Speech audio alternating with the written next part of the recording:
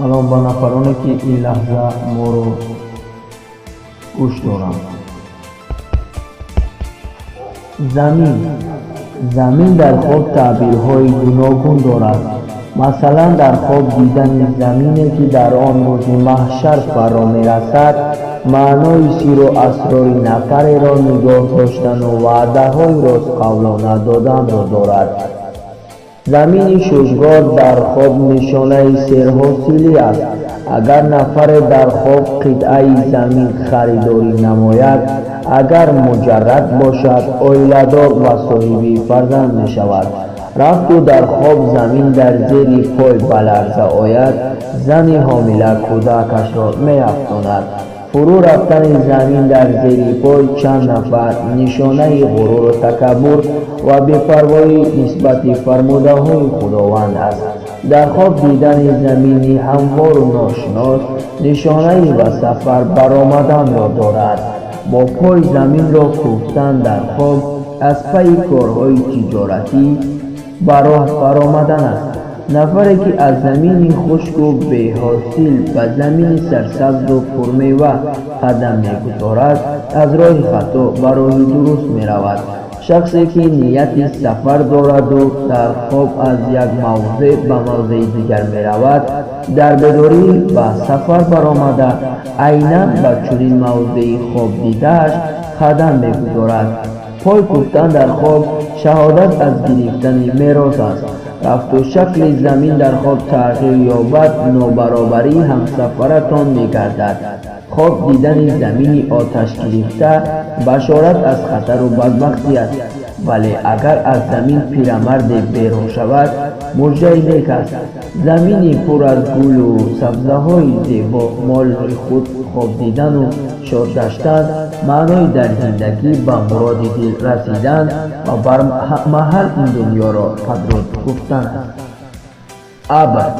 ابر در خواب نشانه از دین اسلام است که با آدمان زندگی راست را هدیه نموده از بدی نجات می‌دهد. در بعضی حالتها ابر در خواب علم و دانش فقهی و سخنرانی است. همزمان ابر در خواب نشانه زنی حامله است و گاهی دیگر نشانه باران. نفری که در موسم بارانی ابر را خواب می‌بیند از برکت نیکی الله برخوردار می‌گردد. ابر در خواب همزمان نشانه رفع گردیدن بدبختی و کلفت است. ابر رعد و برق را خواب دیدن شهادت از دشواری‌های کار بوده می‌تواند. در خواب بلند شدن ابر شهادت آن است که شخص خواب دیده به سیاحت برآمده از سفر با یک جهان تأثرات زنده و سالم برمیگردد.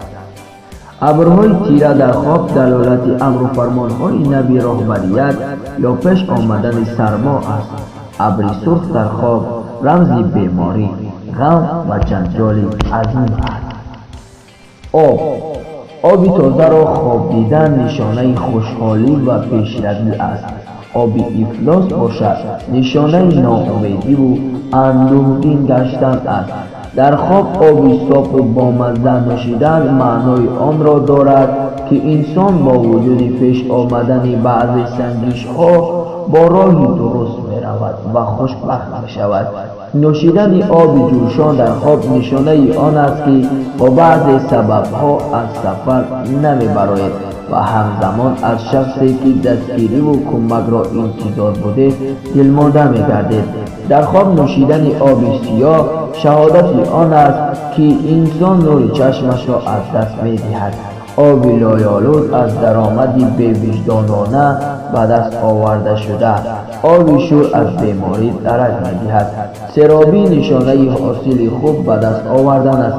آب صاف در خواب نشانه سلامتی و خوشبختی است و آب تیره شهادت از بیماری و مناقشه.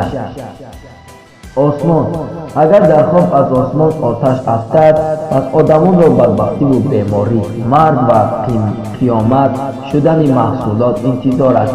نفری که در خوابش توسط زینه یا بند به تپه می‌براید به موقعی بلند می‌رسد. به آسمان نزدیک شدن در خواب نشانه به الله نزدیک شدن.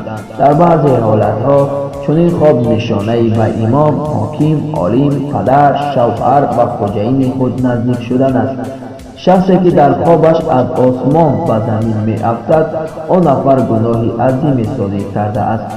آسمانی بی ابر در خواب نشانه آرامش قلب و طبع بالغه است. آسمان زرد رمز بیماری، آسمان ابرناک نشانه بیقراری، آسمان کبود نشانه فراوانی، آسمان گلگون از بی‌حاصلی دارد می‌دهد. آفتاب در خواب همچون حاکم مسلمانان، پدر یا پیشوا تعبیر می‌گردد. خواب دیدن آفتاب نیکی، بهبودی و زندگی خرمانه است. طلوع آفتاب در خواب نیک فایده و روزگار آسایش است. نفری که طلوع یا غروب آفتاب را در منزل خود خواب می‌بیند و بزرگی و شهامت و شهرت می‌رسد. در بعضی حالت‌ها آفتاب در خواب نشانه برای درست سفربر شدن و شفا یافتن از بیماری‌ها است. رفت در خواب ابرها آفتاب را پیچیده باشند، این نشانه مرگ یکی از والدان است. آفتاب و ماهتاب را یک جای خواب دیدن نشانه نیک نیست. اینچنین آفتاب خیره نیز نیک تعبیر نمی‌گردد. سیاره، نفری که در خانه خود ستاره بی‌جلا را خواب می‌بیند، با شخصیت‌های نامدار و محترم بدبختی می‌رسد. در خواب استعمال کردن پاره از ستاره از دارایی شخصیت‌های مشهور استفاده بودن را معنیداد می‌کند. اگر ستاره ها یک جایه جمع آمده باشند، شخصی چنین خواب دیده با نفران صاحب وظیفه و با مرتبه همنشین می‌گردد.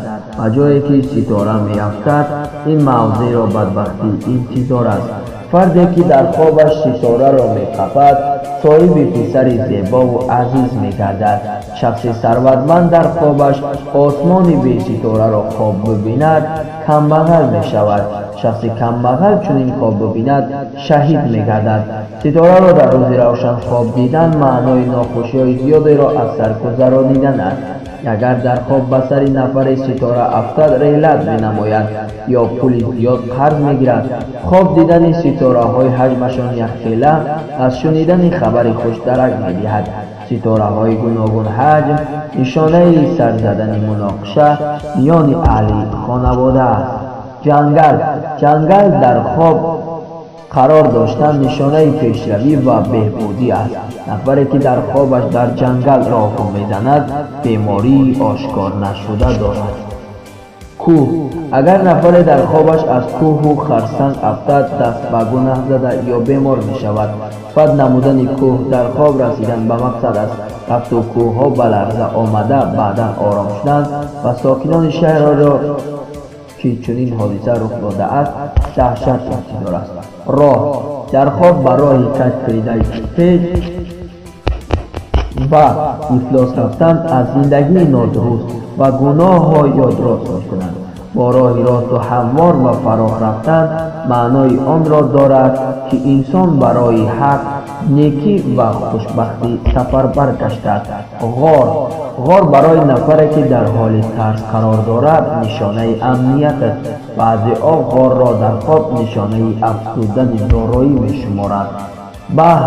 بحر در خواب تجسمگر حاکم پرقدرت است و به هر حال از دور خواب دیدن نشانه ترس، آشوب و بدبختی است. نفری که خود را در ساحل بحر خواب می‌بیند، از حاکم خود چیزی می‌گیرد. در بعضی حالت‌ها چنین خواب برای زن پیدا شدن شوهر است. رفت و آب بحر در خواب تیره نباشد و موج‌های کلان نداشته باشد، به دولت و اهالی اشاره می‌کند. نفری که در خوابش از بحر آبش صاف آب می‌نوشد، از راهبر خود به همان مقداری که آب نوشیده است بایگری یا معاش خوب می‌گیرد. رفت و آب بحر در خواب تیره باشد و پرموج، شخصی چنین خواب دیده را خطر و عذاب انتظار است.